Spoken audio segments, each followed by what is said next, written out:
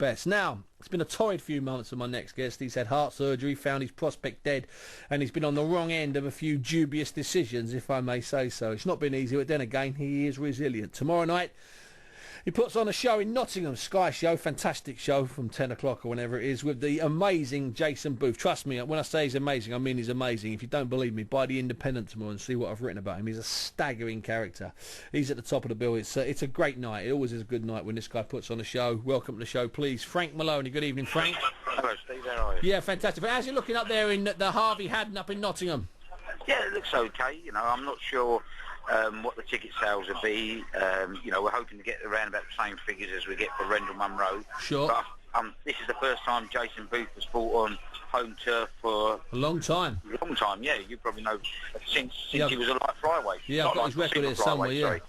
Flyweight, It's the first time since he's come back after his bad years, let's put it that way. Yes, since his amazing story. It's a staggering story, Frank, isn't it? If there's any film producers out there this is the best feel-good film that they could make of the year. It is a staggering story. I mean, let me just tell people, Jason was at the top of his game. He lost in a world title fight in Belfast, and then he came back to Britain, to Nottingham, living on a fairly rough old estate up there in Strelly, and he decided he would carry on drinking. He'd always been a drink. And he's an alcoholic, and he quit drinking after 2 years, came back, had all sorts of medical tests, and after 2.5, 3 years back, he's now a British champion. Yeah, and he still takes one day at a time. You can't. It's just a brilliant story, Frank, isn't it? Yeah, I mean, you leave out there was the incident of, you know, I mean, you won't mind me saying, his drugs as well involved. Of course. He really hit rock bottom. If you ever wanted a role model, which we're always looking for in sports model, forget them Premiership footballers, and look at how Jason Booth has turned his life around. He met a young girl, they've got a young child now, and you know what, he's a completely different person. I mean, I saw him today after the weigh-in, and you could never believe what this man's been through. He's been dry for 3 years. His partner's got 2 kids from an earlier marriage, and I think they've got 2 together, and he's like the house husband, takes them to school. It's such a turnaround, you can't believe it. And you know, I mean, he's fighting Matthew Marsh, a young kid from. Fight. Yeah, he's sitting actually opposite me in the hotel here now with his trainer Johnny in talking tactics. And you know, the winner of this will get a European title fight. Oh, fantastic! Will be the official challenger to Rendell Munro, but I don't think that will happen with him. If it's Jason, that obviously won't happen because Rendell and Jason are the best of friends, and Rendell's got he's eliminated for the world title on St George's Day, April the 23rd. Oh, brilliant! We've had the big man on here. We love Rendell. We just wish he was from Stepney. Then I'll have him on every week. Well, you know, we're hoping all the bin men in Britain will get behind him. Oh, what a great idea! And the funny thing was, the other night I was at. Can I mention another radio station? Yeah, of course you can, son. I was at Talk Sports Sports Awards the other night. Yeah. How long that lasts? About 5 minutes. It was, you know what? All right. Carry on. It was quite good because there was some great sports characters from yesteryears, you know. And one person walked in, Andy Abrams, the singing dustman.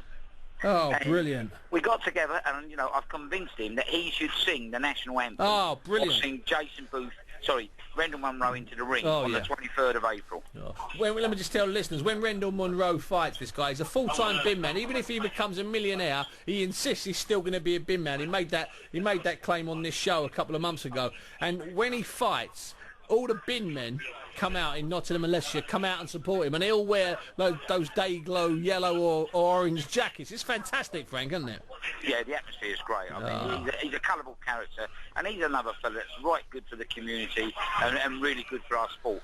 Yeah. You know, Rendell wins on the 23rd of April. He will go up there with the David Hayes, the Kahns and the Carl Froches of this world. He will be what we would call an elite British fighter. Now, Frank, I'm going to try and get you in a few weeks' time. I'm going to get about a month's time. I'm going to sit you in the studio. We'll do something a bit longer. But before I let you go tonight, just tell me this, Frank. What fight, not involving one of your fighters, are you looking forward to most in 2010?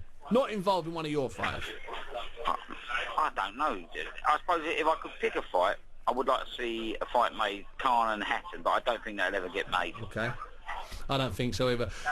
Listen, Frank, it's always a pleasure having you on the show. We will speak to you again. Can you wish both those fighters, Matthew and Jason, the best of luck? Say hello to Jimmy, the trainer of Jason, and give Johnny Eames a big, wet, lovely kiss from me. Tell him I love him. Oh, he's too ugly. Oh, listen, just imagine it's me. Just Frank, it's a pleasure. You're even uglier. Easy, darling. There's no need to get personal. Frank, thanks very much indeed. Have a good show tomorrow night. I'll speak to you next week. Frank Maloney there, who's promoting a great show. This kid, Jason Booth, I mean, if you get hold of the Independent tomorrow, you'll see the piece. It's a staggering life. It's just incredible. And at the same time, he was going off the rails and turning to drink, and he spent basically 2 years in bed. I went up and did an interview with him in his house. We interviewed him in his bed, surrounded by watching TV, surrounded by cans of Special Brew, a couple of kids floating around.